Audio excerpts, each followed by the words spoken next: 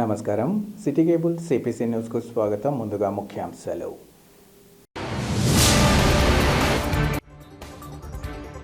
అదృశ్యమైన మోపిదేవి నాగేశ్వరరావు ఆచూకీ కనుగొని బాధిత కుటుంబానికి తగిన న్యాయం చేయాలి. నాయి బ్రాహ్మణ జేఏసీ రాష్ట్ర అధ్యక్షుడు తాటికొండ నరసింహారావు వెల్లడి.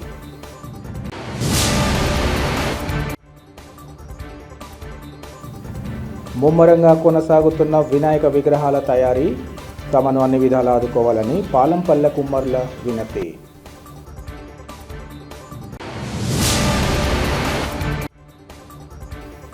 కేజీబీవీ పాఠశాలల్లో కాంట్రాక్టు పద్ధతిన పనిచేస్తున్న సిబ్బందికి సత్వరమే వేతనాలు అందించాలి.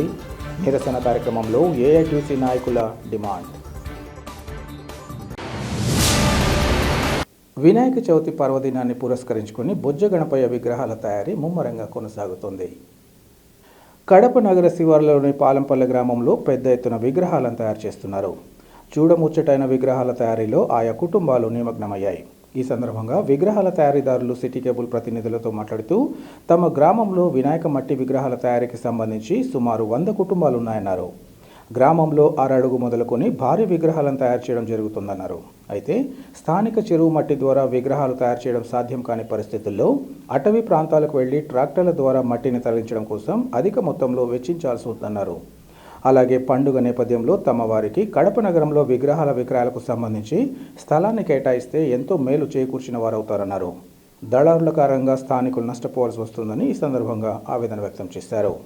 తమ జీవనోపాధికి ప్రభుత్వం మట్టి తెచ్చుకునేందుకోసం విగ్రహాలను అమ్ముకునేందుకు తమ వంతుగా సహకరించాలని వారు కోరారు.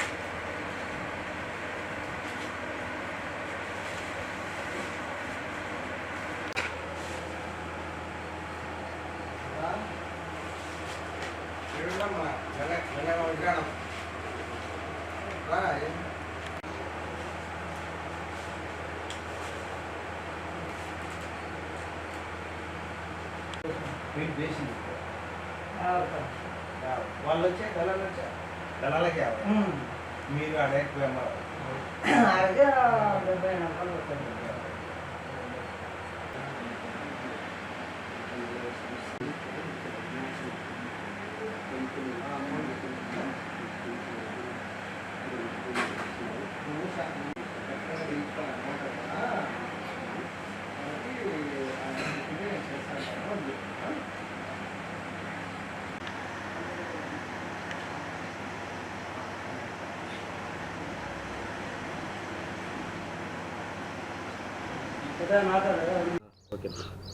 మాది కడప నగరం పాలంపల్లె గ్రామం. మాది మా ఊళ్ళో కుమ్మరి వృత్తి చేసుకుంటే దాదాపు ఒక 100 కుటుంబాలు ఉన్నాయి. దాంట్లో కొంతమంది ఇప్పుడు ఆ వృత్తి కొంతమంది మానేసి చదువుకునే వాళ్ళు ఉంటారు కదా, వాళ్ళు ఏదైనా ఉద్యోగాలు అవి చేసుకుంటారు. రెండోది వచ్చేసి మట్టి విగ్రహాలు తయారు చేస్తారు. వినాయక చవితికి మా ఊరు చాలా ఫేమస్. మట్టి విగ్రహాలు చేస్తారు. అడుగు నుంచి 3 అడుగులు 4 అడుగుల వరకు కూడా చేస్తారు. అర్ధడుగు బొమ్మలు కూడా చేస్తారు. వీళ్ళకు మట్టి చాలా ఇబ్బంది అవుతుంది. ఈ చెరువులో మట్టి పనికిరాదు ఈ విగ్రహాలకు, మట్టి విగ్రహాలకు. వీళ్ళు అక్కడ ఫారెస్ట్లో నుంచి తెచ్చుకోవాలా. అట్లా పోయినప్పుడు ఈ కొంతమంది ట్రాక్టర్లు ఎక్కువ తీసుకోవడం, డబ్బులు పోలీసులు పట్టుకుంటారు, ఆఫీసులు పట్టుకుంటారు అనేది వీళ్ళక్కడ ఎక్కువ లాగుతారు. దానివల్ల కొంచెం వీళ్ళకు రేట్ ఎక్కువ పడుతుంది మట్టి కూడా. దానికి ఏదైనా ఉంటే గవర్నమెంట్ కొంచెం సహకరించాలి. ఇలా మట్టి వరకు, ఆ విగ్రహాల వరకు. చెరువులోదంటే మట్టి ఇస్తారు, అది కుండలకు అందుకు పనికి వస్తుంది, కానీ విగ్రహాలకైతే పనికిరాదు అది. రెండోది వచ్చేసి కడపలో మా వాళ్ళు అమ్ముకునేదానికి ఏదన్నా గవర్నమెంట్ కొంత స్థలం కేటాయిస్తే ఆ 4 రోజులు కాబట్టి ఆ 3 రోజులు 4 రోజులు అమ్ముకుంటారు కాబట్టి ఏమన్నా కడపలో 2-3 సార్ల స్థలం కొంతవరకు కేటాయిస్తే వాళ్ళు తిరిగి అమ్ముకునేది బాగుంటుంది. వీళ్ళు అమ్ముకోలేక కొంతమంది మధ్యలో దళాలు వచ్చేది తీసుకుపోతారు. వీళ్ళు చేసిన కష్టం, ఆ కష్టానికి ప్రతిఫలం కూడా ఒకటి అందదు. 1000 బొమ్మలు వేస్తే ఒక్కొక్కరు ఒక దాంట్లో 500 బొమ్మలు మిగులుతాయి. మళ్ళీ దాంట్లో నుంచి మళ్ళీ వీళ్ళు ట్రాన్స్పోర్ట్ చేసుకొని మళ్ళీ ఇంట్లో పెట్టుకోవాలా, సంవత్సరం అంతా బొమ్మలు చూసుకోవాలా. అట్లా లేకుండా ఏదైనా కొంత స్థలం కేటాయిస్తే కానీ బాగుంటుందని నేను కోరుకుంటాను ప్రభుత్వాన్ని. మాది కడప జిల్లా పాలంపల్లె వార్డు 50వ వార్డు. మేము ఇక్కడ కుమ్మరోళ్ళం వచ్చి ఒక 50 ఇండ్లు 60 ఇండ్లు ఉంటాయి. మేము బొమ్మలు కుండలు తయారు చేస్తాము. కానీ మట్టి విగ్రహాలకు మట్టి కావాలంటే పర్మిషన్ ఇవ్వడం లేదు గవర్నమెంటు. మాకు పట్టుకుంటున్నారు అది మట్టి విగ్రహాలు వేయాలంటే. దయచేసి గవర్నమెంటు మాకు పర్మిషన్ ఇవ్వాలని కోరుకుంటున్నాం మేము. అంటే మీకు ఎట్లాంటి ప్రభుత్వం నుంచి ఎట్లాంటి పర్మిషన్ మాకు మట్టి తోలుకోవడానికి పర్మిషన్ అంటే ఎవరు వాళ్ళు పాలిస్టర్ పట్టుకోకుండా మాకు తోలుకునేటప్పుడు మాకు ఒక లెటర్ మాదిరిగా ఇస్తే వాళ్ళకు చూపించడానికి ఉంటుంది. మాకు లెటర్ ఇస్తే ఒకటి కుమ్మరోళ్ళం కాబట్టి మాకు ఇదే ఇట్లా కులవృత్తి కాబట్టి మేము చేస్తూనే ఉంటాము. మా నాన్నోళ్ళు అట్లా నుండి మేము కూడా తయారు చేస్తున్నాము. కానీ మట్టి దొరకడం లేదు. మట్టితో చాలా ఇబ్బంది పడుతున్నాం మేము. బొమ్మలు అమ్ముకోవడానికి బాగుంది. అమ్ముకోవడానికి ఏం లేదు పర్మిషన్, వాళ్ళు ఏం అనడం లేదు. టౌన్లో అమ్ముకోవచ్చు. కానీ పిఓపి వాడుతున్నారు జనము. పిఓపి వాడకూడదని కోరుకుంటున్నాము. మట్టి విగ్రహాలే వాడాలని దయచేసి కోరుకుంటున్నాం మేము. నాయి బ్రాహ్మణ సామాజిక వర్గానికి చెందిన వ్యక్తి అదృశ్యమైతే తీవ్ర నిర్లక్ష్యం వహిస్తూ ఆ కుటుంబానికి అన్యాయం చేసే చర్యలను తీవ్రంగా ఖండిస్తున్నామని నాయి బ్రాహ్మణ్ జేఏసీ రాష్ట్ర అధ్యక్షులు తాటికొండ నరసింహారావు తెలిపారు. బాధిత కుటుంబ సభ్యులతో కలిసి కడపలో ఏర్పాటు చేసిన విలేకరుల సమావేశంలో ఆయన మాట్లాడారు. బాపట్ల జిల్లా భట్టిప్రోలు మండలం వెల్లటూరు గ్రామానికి చెందిన నాయి బ్రాహ్మణ కులస్తుడు మోపిదేవి నాగేశ్వరరావు గత 5 నెలల క్రితం అదృశ్యమయ్యాడన్నారు. ఆయన గుర్రం శ్రీనివాస్ అన్న వ్యక్తితో కలిసి ఖాజాపీర్ వద్ద 17 ఎకరాల పొలాన్ని కౌలుకు తీసుకొని పంటలు సాగు చేశారన్నారు. 3 సంవత్సరాల తర్వాత పంట కాపుకొచ్చిన తర్వాత దురుద్దేశంతో గుర్రం శ్రీనివాసరావు పంట మొత్తాన్ని కాజేయాలన్న ఉద్దేశంతో మోపిదేవి నాగేశ్వరరావును కనపడకుండా చేశారన్నారు. బాధితుడు అదృశ్యమై 5 నెలలవుతున్న కేసులో ఎలాంటి పురోగతి లేకపోగా నాగేశ్వరరావు ఇప్పటి వరకు కనిపించకుండా పోయారన్నారు. ఇప్పటి వరకు పోలీసు అధికారులు ఈ విషయంగా ఎలాంటి చర్యలు తీసుకోకపోవడం పలు అనుమానాలకు దారితీస్తోందన్నారు. నాయి బ్రాహ్మణ పేద వర్గానికి చెందిన వ్యక్తి కాబట్టి ఇలా వివక్ష కొనసాగుతోందని ఆయన తెలిపారు. గుర్రం శ్రీనివాసరావు ఆర్థిక బలం పలుకుబడి ఉన్న కారణంగానే ఈ కేసు పట్ల పోలీసులు నిర్లక్ష్యం వహిస్తున్నారని విమర్శించారు. ఈ విషయంగా బాధితుడి భార్య పిల్లలు ఆందోళనకు గురి అవుతున్నారని బాధిత కుటుంబానికి న్యాయం చేయాలని కోరుతున్నామన్నారు. ఇప్పటికైనా ఈ సంఘటనపై నిర్లక్ష్యాన్ని వీడి తగిన న్యాయం చేయని పక్షంలో నాయి బ్రాహ్మణ జేఏసీ తరపున న్యాయ పోరాటం చేసేందుకైనా సిద్ధంగా ఉంటామన్నారు. కేసును ఛేదించి బాధిత కుటుంబానికి న్యాయం చేయడంతో పాటు ఇందుకు బాధ్యులపై చట్టపరమైన చర్యలు తీసుకోవాలని ఆయన కోరారు. ఈ సమావేశంలో నాయి బ్రాహ్మణ సంఘం స్థానిక నాయకులు శ్రీనివాసరావు, ముద్రయ్య, సుబ్రహ్మణ్యం తదితరులు పాల్గొన్నారు.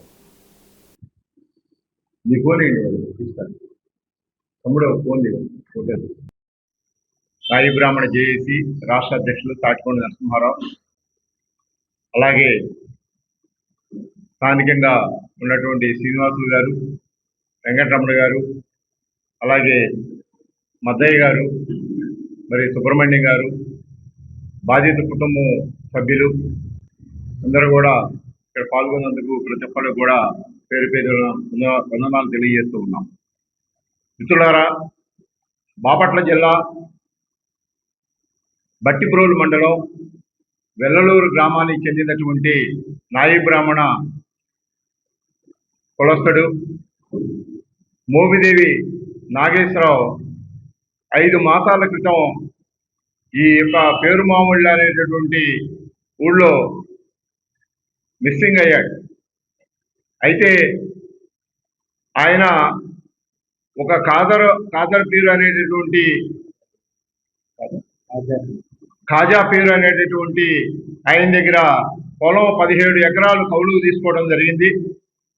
ఆయన గుర్రం శ్రీనివాసరావు అనేవాళ్ళు ఇద్దరు కూడా కలిసి కౌలుకు తీసుకోవడం జరిగింది. మరి గత 3 సంవత్సరాల తర్వాత పొలం పంట కాపుకొచ్చింది. పొలం కాపుకొచ్చిన తర్వాత అది చేతికొచ్చే క్రమంలో ఒక దురుద్దేశంతో గుర్రం శ్రీనివాసరావు అనేటువంటి వ్యక్తి మరి అతన్ని తప్పించి ఇతను ఒక్కడే అది మొత్తాన్ని కూడా కాజేయాలనేటువంటి ఒక దురుద్దేశంతో అక్రమంగా అన్యాయంగా మరి ఇతన్ని మిస్సింగ్ చేశాడు. మరి మోపిదేవి నాగేశ్వరరావు అనే అతను 5 నెలలు అయితే ఇప్పటి వరకు కూడా పోలీసు అధికారులు ఎలాంటి చర్యలు తీసుకోకపోవటం పలు అనుమానాలకి దారితీస్తూ ఉంది. మిత్రులారా, ఈ రోజున అనేక కేసులు 24 గంటల్లో ఛేదించినటువంటి పరిస్థితి ఉంది. అలాంటిది ఒక నాయి బ్రాహ్మణ కుటుంబానికి చెందినటువంటి వాళ్ళు, పేద వర్గానికి చెందినటువంటి వాళ్ళు కాబట్టే ఈ యొక్క కేసు నిర్వీర్యానికి గురవుతుందని చెప్పి జరిగినటువంటి పరిస్థితుల వల్ల తెలియవస్తా ఉంది. ఈ రోజున పోలీస్ అధికారులు మరి ఏడో తారీఖున 4వ నెలలో కేసు నమోదైతే రిపోర్ట్ ఇస్తే వాళ్ళు 15వ తారీఖున మరి కేసు నమోదు చేశారు. ఇప్పటి వరకు కూడా ఇన్వెస్టిగేషన్ చాలా నీరు గారుస్తున్నటువంటి పరిస్థితిగా కొనసాగుతూ ఉంది. గుర్రం శ్రీనివాసరావు ఎవరైతే ఉన్నాడో మరి ఆర్థిక బలం, పలుకుబడి అనేక కోణాల్లో అతను మేనేజ్మెంట్ చేస్తా ఉన్నాడు డిపార్ట్మెంట్ని. ఈ క్రమంలో ఈ కేసు నీరు గార్చడానికి ప్రధాన కారణం అని చెప్పి మేము భావిస్తా ఉన్నాం. అంతేకాదు ఈ రోజున నాగేశ్వరరావు భార్య నవ్యశ్రీ, 2 పిల్లలు అవినాష్ అలాగే లోకేష్ అనేటువంటి వాళ్ళు ఈ రోజున ఎంతో ఆందోళనకు గురవుతా ఉంది ఆ కుటుంబం. మరి ఈ ప్రభుత్వం అనేక మందికి న్యాయం చేస్తా ఉన్నారు. మరి నాయి బ్రాహ్మణ కుటుంబానికి కూడా మరి మిస్సింగ్ అయినటువంటి నాగేశ్వరరావుని వెంటనే ఛేదించి ఈ కేసులో ఆ బాధిత కుటుంబానికి న్యాయం చేస్తారని చెప్పేసి కోరుతా ఉన్నాము. అంతేకాదు 5 నెలలు అయినప్పటికీ కూడా పోలీసు ఉన్నతాధికారుల నిర్లక్ష్యం చాలా ఇక్కడ తేటతెల్లమవుతా ఉంది. ఈ రోజున ప్రభుత్వంలో ఏ ఒక్క సమస్య వచ్చినా కూడా 24 గంటల్లో కూడా ఛేదించినటువంటి కేసులు మనం అనేకం చూసాం. కానీ ఈ యొక్క నాయి బ్రాహ్మణ కుటుంబం బాధితులు చాలా ఇబ్బంది పడుతున్నటువంటి పరిస్థితుల్లో 5 నెలల పాటు కేసుని ఛేదించలేదు అంటే చాలా బాధాకరంగా ఉంది. మరి అనేక ప్రజాస్వామ్యవాదులు ఉన్నారు, అనేక ప్రజా సంఘాలు ఉన్నాయి, అనేక కుల సంఘాలు ఉన్నాయి. ఇలాంటి కుటుంబం రోడ్డును పడుతుంటే ఎవరు కూడా చూస్తూ ఊరుకునేటువంటి పరిస్థితి అయితే లేదు. అయితే ఇది ఆలస్యంగా వెలుగులోకి వచ్చింది. నాయి బ్రాహ్మణ జేఏసీగా ఖచ్చితంగా ఈ బాధితులకి న్యాయం జరిగేంత వరకు కూడా మరి ప్రభుత్వానికి ఒక వెన్నువెంచుకుంటా ఉన్నాం. త్వరలోనే మరి నాగేశ్వరరావుని పట్టుకొని ఈ కేసులో ఎవరైతే బాధ్యులు ఉన్నారో నిష్పక్షపాతంగా ఇది విచారణ జరిపించి ఆ కుటుంబానికి న్యాయం చేయాలని చెప్పేసి కూడా కోరుతా ఉన్నాం. ఆ విధంగా ఈ కుటుంబానికి న్యాయం చేయకపోతే, ఇప్పటికే ఆలస్యమైంది, ఇక ముందు కనుక న్యాయం కనుక జరగకపోతే నాయి బ్రాహ్మణ జేఏసీ ఆధ్వర్యంలో మరి న్యాయ పోరాటానికి కూడా సిద్ధపడతామని చెప్పి కూడా ఈ సందర్భంగా తెలియజేస్తా ఉన్నాం. నా పేరు నవ్యశ్రీ సార్. బట్రోల్ మండలం, బాపట్ల జిల్లా, వెల్లటూరు గ్రామం నుంచి వచ్చామండి. నా భర్త 4వ తారీఖు ఏప్రిల్ నెల ఇక్కడికి వచ్చి 4 రోజులు బాగానే ఉన్నాడు. 7వ తారీఖు సాయంత్రం నుంచి మిస్ అయ్యాడు. చేను దగ్గరికి వెళ్ళి మనిషి తిరిగి రాలేదంట. చేను ఓనర్ గారు ఫోన్ చేసి నా మరిదికి చెప్పారు. ఆ రోజు నుంచి పోలీస్ స్టేషన్ తిరుగుతానే ఉన్నాము. ప్రజా దర్బార్లో పెట్టాము, ప్రజా సమస్యల పరిష్కార వేదిలో పెట్టాము, 4 సార్లు తిరిగాము. కోర్మావిల్లో తిరిగాము. పోలీస్ స్టేషన్కి 8 సార్లు తిరిగినా కానీ మాకు న్యాయం అనేది జరగట్లా. గుర్రం శ్రీనివాసరావు దీని అంతటికీ కారణం. ఆయన్ని తీసుకొచ్చి గట్టిగా విచారిస్తే గానీ మాకు న్యాయం అనేది జరగదు. ఎందుకు ఇంత ప్రాణం అంటే ఇంత లెక్కలేనితనంగా ఉంది.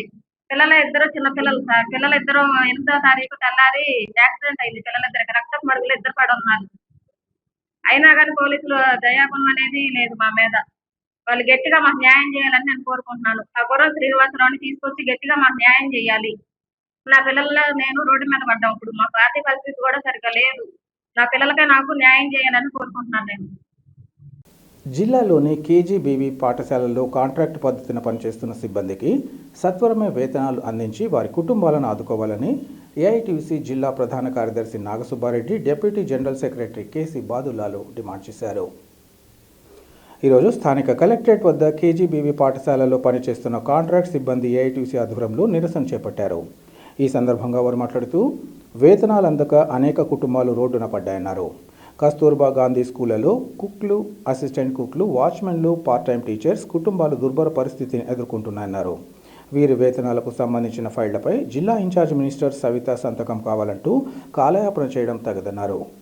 కూటమి ప్రభుత్వం వచ్చాక నోటిఫికేషన్ ద్వారా మెరిట్ ప్రాతిపదికన కాకుండా అధికార పార్టీ ఎమ్మెల్యేల రికమెండేషన్ లెటర్లు ఇచ్చినప్పటికీ జిల్లా కలెక్టర్ అపాయింట్మెంట్స్ ఇచ్చిన 47 మంది వేతనాల కోసం ఎదురు చూడడం బాధాకరమన్నారు. విద్యార్థులకు ఆటంకం కలిగించకుండా విధులు నిర్వర్తించూ వస్తున్న సిబ్బందికి విద్యాశాఖ మంత్రి నారా లోకేష్ జోక్యం చేసుకుని వేతనాలు తక్షణం అందేలా చూడాలన్నారు. అనంతరం జాయింట్ కలెక్టర్ అదితి సింగ్కు వినతి పత్రాన్ని సమర్పించారు. ఈ కార్యక్రమంలో పలువురు ఏఐటీసీ నాయకులు ఇంకా బాధిత ఉద్యోగులు పాల్గొన్నారు. కేజీబీలో మోడల్ స్కూల్స్లో 47 మందిని కడప జిల్లాలో అవుట్సోర్సింగ్ కింద కాంట్రాక్ట్ కింద అపాయింట్ చేయడం జరిగింది. అదే తెలుగుదేశం ప్రభుత్వం వచ్చిన తర్వాతనే అపాయింట్ చేశారు. తెలుగుదేశం గవర్నమెంట్లోనే అపాయింట్మెంట్ లెటర్ ఇచ్చినారు. స్వయంగా కలెక్టర్ గారే అపాయింట్మెంట్ లెటర్ కూడా ఇవ్వడం జరిగింది. కలెక్టర్ గారు లెటర్ స్వయంగా ఇచ్చినప్పటికీ ఇప్పటికి 9 నెలలు అయిపోయి 10వ నెల కూడా పూర్తి కావస్తున్నప్పటికి కూడా ఇప్పటి వరకు జీతాలు ఇవ్వలేదు. కారణం ఏంటంటే అడిగితే మినిస్టర్ సవితా గారు సంతకం పెట్టలేదు. ఆమె ఇన్ఛార్జ్ మినిస్టర్ సంతకం పెడితేనే మీకు జీతాలు వస్తాయని చెప్తా ఉన్నారు. ఈ విషయంపై అనేక మార్లు కలెక్టర్కు, జాయింట్ కలెక్టర్కు, అదేవిధంగా Telugu Desam party polit bureau member, ఈ జిల్లా అధ్యక్షులు శ్రీనివాసరెడ్డి గారిని కూడా కలవడం జరిగింది. ఆయన కూడా ఉత్తరం రాసినాను మినిస్టర్ గారికి. మినిస్టర్ గారితో ఫోన్లో మాట్లాడినాను. వెంటనే సంతకం పెడతారు అని చెప్పేసి ఆయన కూడా చెప్పడం జరిగింది. కానీ కూడా ఈరోజు ఏమాత్రము రెస్పాన్స్ లేదు. ఏమాత్రం దానికి సంబంధించినటువంటి మాకు ఫైలే రావడం లేదనేటువంటి పద్ధతుల్లో చెప్తా ఉన్నారు.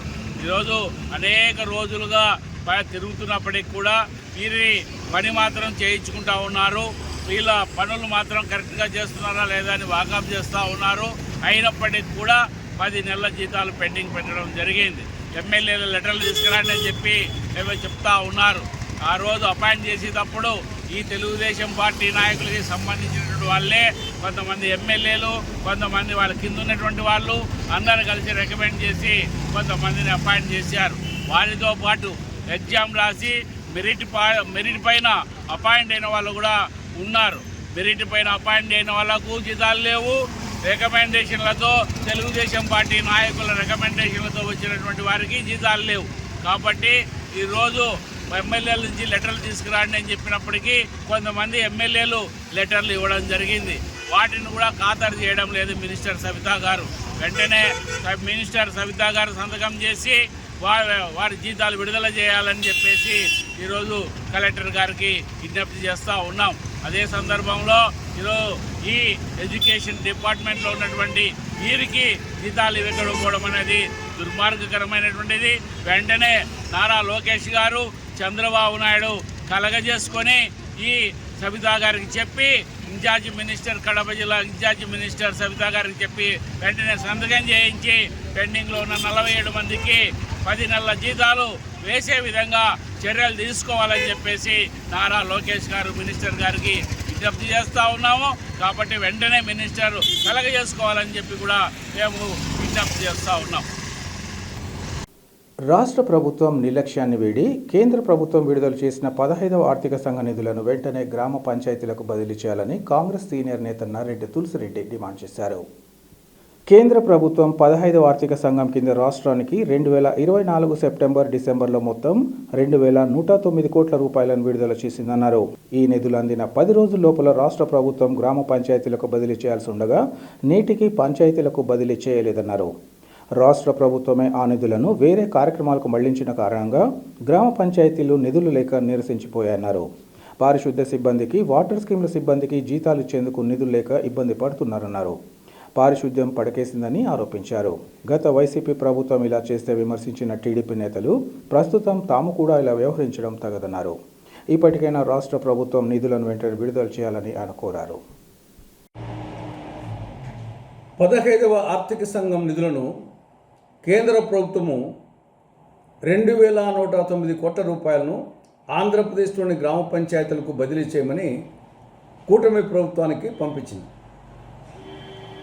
2024 సెప్టెంబర్లో 989 కోట్ల రూపాయలు, 2024 డిసెంబర్లో 1121 కోట్ల రూపాయలు పంపించింది.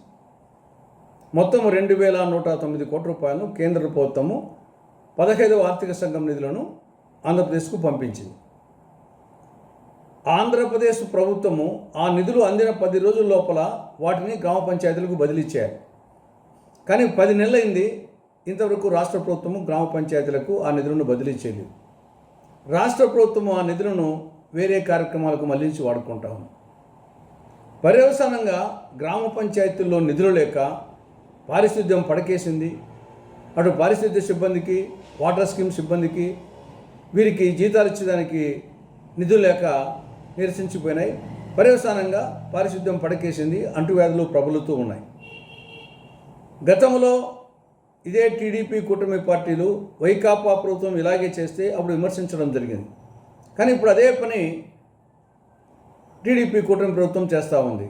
ఇది ఎలా ఉందంటే కోడలికి బుద్ధి చెప్పి అత్త తెడ్డు నాకింది అనే సామెత జ్ఞాపకానికి వస్తూ ఉంది. ఇప్పటికైనా 15వ ఆర్థిక సంఘం కింద కేంద్ర ప్రభుత్వం ఆంధ్రప్రదేశ్కు విడుదల చేసిన 2,109 కోట్ల రూపాయలను వెంటనే గ్రామ పంచాయతీల అకౌంట్లకు బదిలీ చేయాలని కాంగ్రెస్ పార్టీ డిమాండ్ చేస్తూ ఉంది. రెండవది ఫీజు రియంబర్స్మెంట్ స్కాలర్షిప్. దాదాపు 6 క్వార్టర్ల నిధులు పెండింగ్లో ఉన్నాయి.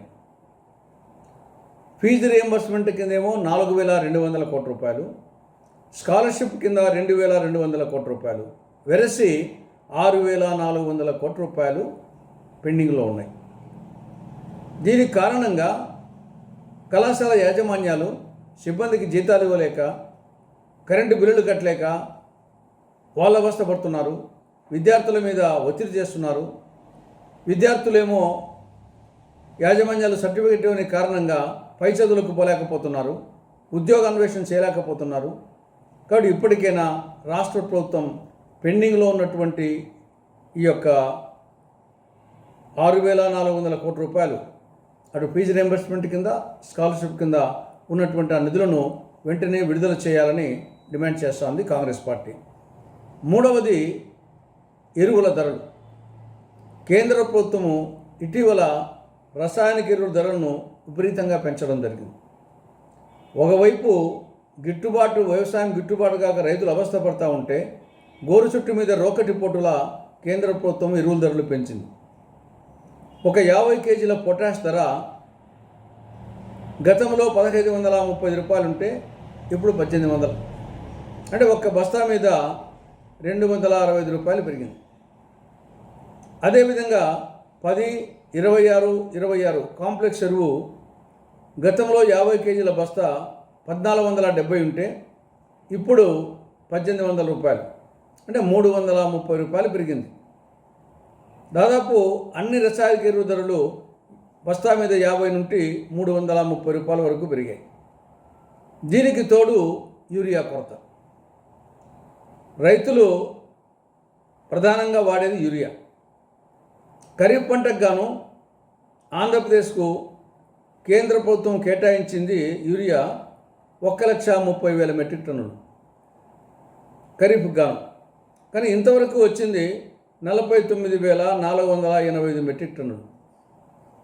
ఇంకా 80,519 మెట్రిక్ టన్నులు రావాలి. ఇంకా 1/3 వచ్చింది, 2/3 రావాలి. కాబట్టి కేంద్ర ప్రభుత్వం వెంటనే ఖరీఫ్ సీజన్కు ఆంధ్రప్రదేశ్ కేటాయించినటువంటి ఆ యూరియాను రాష్ట్రానికి పంపాలని, పెంచిన రసాయనిక ఎరువుల ధరలు తగ్గించాలని కాంగ్రెస్ పార్టీ డిమాండ్ చేస్తూ ఉంది.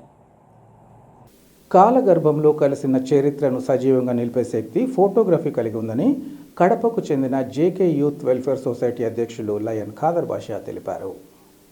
అంతర్జాతీయ ఫోటోగ్రఫీ దినోత్సవాన్ని పురస్కరించుకొని కడప నగరంలోని మేకలదొడ్డి ప్రాంతంలోని సొసైటీ ఆధ్వర్యంలో ఫోటోగ్రఫీ దినోత్సవాన్ని నిర్వహించారు. ఈ సందర్భంగా సామాజిక సేవకుడు, యువ ఫోటోగ్రాఫర్ సమీవుల్లాను ఘనంగా సత్కరించారు. అనంతరం ఖాదర్ బాషా మాట్లాడుతూ ఫోటోగ్రఫీ ఒక కళా నైపుణ్యంతో కలిగిన వృత్తి అన్నారు. ఈ రంగంలో ప్రవేశించిన యువకులు ఉద్యోగాల వేట లేకుండా ఫోటోగ్రఫీ ఎంచుకొని ఇతర నిరుద్యోగ యువతకు ఉపాధి కల్పించాలని వారు సూచించారు. ఈ కార్యక్రమంలో సీనియర్ జర్నలిస్టు సాబ్జాన్, సలీం, సయ్యద్, శివ, మణి తదితరులు పాల్గొన్నారు. అంతర్జాతీయ ఫోటోగ్రఫీ దినోత్సవం యువ ఫోటోగ్రాఫర్ అధినేత మన సమీవుల్లా దానికి మా జేకే జనం కోసం ఈ వెల్ఫేర్ సొసైటీ తరఫు నుంచి ఘన సత్కారం నిర్వహించినాము. ఈ కార్యక్రమానికి మన కడపట్టిలో మన పేపర్ అధినేత సాబ్జాన్ మరియు మన సలీమన్న గారి సమక్షంలో ఈ కార్యక్రమం నిర్వహించినాము. నిజంగా ఈరోజు అంతర్జాతీయ ఫోటోగ్రఫీ దినోత్సవము మైలురాయి లాంటి. ఎందుకంటే ఛాయాచిత్రానికి అలాగే ఫోటోగ్రఫీకి చాలా పెద్ద చరిత్ర ఉంది. ఎందుకంటే ఫోటోగ్రఫీ అనేది ఒక చిత్రకళ. ఆ కళను మన కడప నగరంలో ఎప్పుడూ పెట్టిపోయింది. కానీ ఇలాంటి యువ ఫోటోగ్రాఫర్లు అలాగే మన సాక్షన్ అన్న ఇద్దరి సమక్షంలో ఒక మంచి కార్యక్రమము నిర్వహించినారు. అది ఏమిటంటే ఎవరైనా పేదవాళ్ళు ఉంటే డిజైనింగ్, బ్యానర్ల డిజైనింగ్ అలాగే వీడియో ఎడిటింగ్ కూడా వాళ్ళు నేర్పిస్తున్నారని తెలిసింది. నిజంగా మనము వీళ్ళకి హ్యాట్సాప్ చెప్పాలి. మరి ముఖ్యంగా ఏమిటంటే ఈ కళను, ఫోటోగ్రఫీ కళను ఇప్పుడు ఎల్లవేళ వెలుగు నింపాలని, ఈ కళను ప్రతి ఒక్క యువత ఆదర్శంగా తీసుకొని ఈ ఫోటోగ్రఫీకి ప్రతి ఒక్కరూ పాల్గొనాలని. ఎందుకంటే ఫోటోగ్రఫీకి ఈ కాలంలో చాలా డిమాండ్ ఉంది. 2025న ఈ సోషల్ మీడియా ఎప్పుడు వచ్చిందో అప్పటి నుంచి మన ఫోటోగ్రఫీకి కూడా చాలా వాల్యూ పెరిగిపోయింది. అందుకోసమని కొత్త టెక్నాలజీతో మన యువ ఫోటోగ్రాఫర్ సమీవుల్లా గారి నేతృత్వంలో జరుగుతున్నాయి. మరొకసారి నా తరఫు నుంచి, నా మిత్ర బృందం నుంచి అంతర్జాతీయ ఫోటోగ్రఫీ దినోత్సవం మన సమీవుల్లా గారికి తెలియజేస్తున్నాను.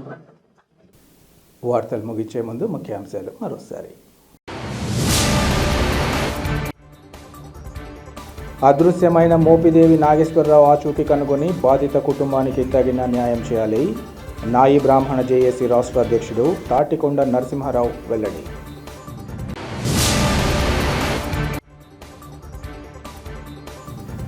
ముమ్మరంగా కొనసాగుతున్న వినాయక విగ్రహాల తయారీ, తమను అన్ని విధాలా ఆదుకోవాలని పాలంపల్లె కుమ్మర్ల వినతి.